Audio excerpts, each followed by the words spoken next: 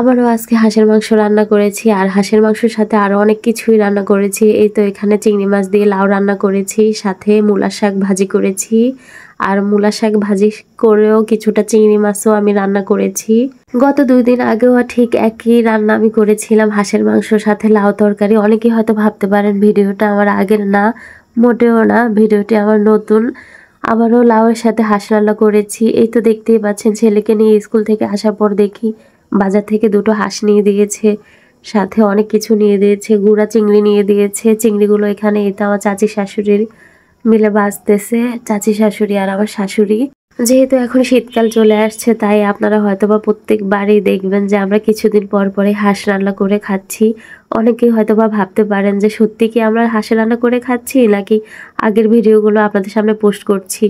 মোটেও না, যেহেতু আমাদের বাজারে দোকান, তাই প্রায় আমার শ্বশুর হাঁস নিয়ে দেয় বাজার থেকে। আর এই তো দেখতেই পাচ্ছেন, লাউ ছিল, মূলা শাক ছিল, আর কিছুটা মূলাও ছিল। এবার বলুন তো মূলাগুলো দেখে আমি কি ভাবতেছি?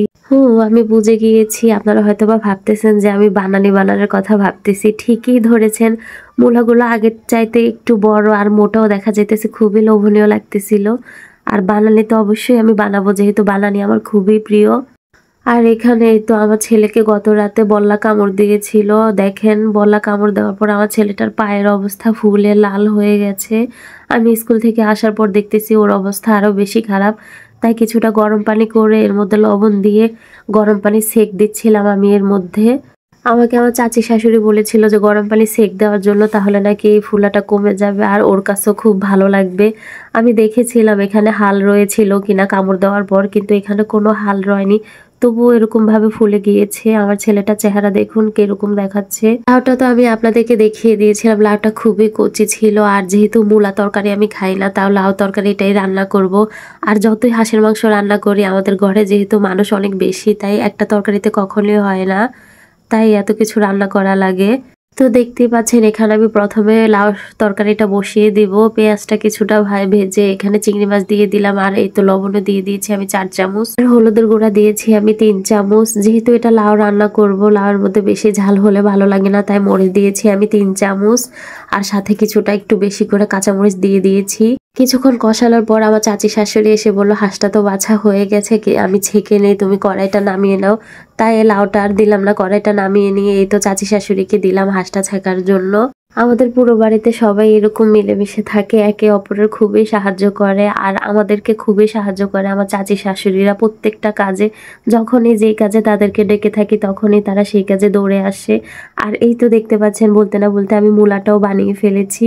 আমার চাচাতো ননদ বানিয়েছে মূলাটা। কিছুটা জলপাই আচার ছিল, ওইটা দিয়ে মূলাটা আজকে বানিয়ে খেয়েছি, অনেক ভালো লেগেছে আমার চাচাতো ননদের হাতে বানানিটা। আর এদিকে এই তো হাঁসটা ছেঁকা হয়ে গেলে আমি লাউটাও বসিয়ে দিয়েছি। লাউটাকে নাড়াচাড়া দিয়ে কিছুক্ষণ ভালো করে আমি কষিয়ে নিয়েছি। এখানে দেখতেই পাচ্ছেন আমি কিছুটা লবণ দিয়েছি, কারণ পরিমাণে লবণটা আমার কাছে কম মনে হয়েছে তাই। আর লাউ তরকারিটা হয়ে আসলে এই তো একটা কড়াইতে আমি এগুলোকে ঢেলে নিয়েছি। আর যেহেতু লাউ তরকারি রান্না করব, একটু তেল দাগিয়ে দিলেও ভালো লাগবে। দেখতেই পাচ্ছেন আমি এখানে কিছুটা তেল দাগিয়ে দিয়েছি। আর এখন এই তো এখানে চিংড়ি মাছটা আমি বসিয়ে দেবো। যেহেতু হাঁসটা বাছতে অনেক সময় লেগেছে আর কাটাকুটা করতে, আর হাঁসের মাংসটা বসালেও তাড়াতাড়ি হবে না, হতে অনেক সময় লাগবে। আর যেহেতু অনেক সময় হয়ে গেছে, আজান দিয়ে দিয়েছে, দুপুরবেলা স্যার চলে আসবে খাওয়ার জন্য, তাই এখানে তাড়াহুড়া করে আমি চিংড়ি মাছটা বসিয়ে দিলাম। অন্তত তরকারি আর চিংড়ি মাছটা দিয়ে সবাই খেতে পারবে।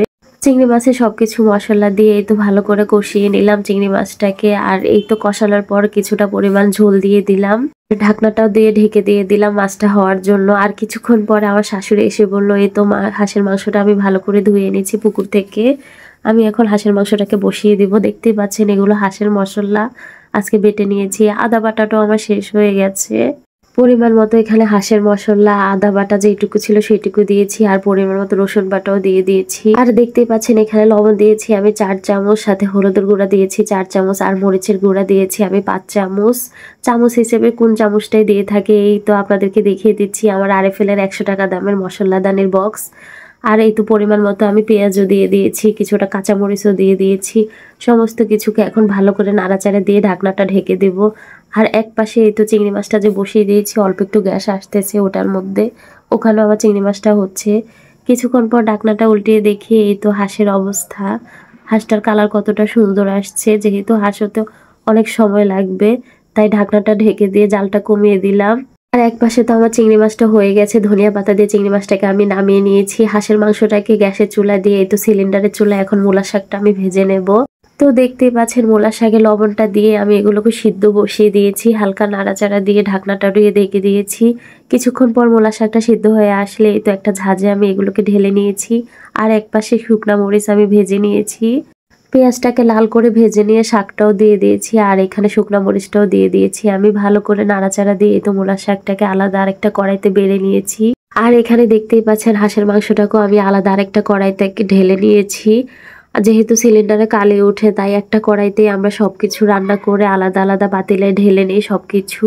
আর হাঁসের মাংসটাও দেখছেন কতটুকু লোভনীয় হয়েছে।